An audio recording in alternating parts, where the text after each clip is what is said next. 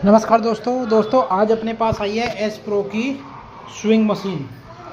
इस वाली मशीन में क्या दिक्कत थी, ये अटक के चल रही थी, मतलब कि चलते समय अटक जा रही थी।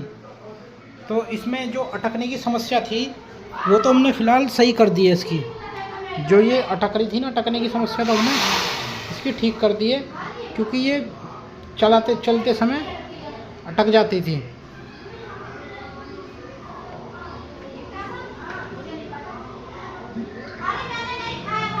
ठीक है दोस्तों, ये देखो, ये पहले क्या है ना, ये घूमते समय ये अटक रही थी, ये रुक जा रही थी। अब ये अच्छे से घूम रही है और अंदर से काम भी कर रही है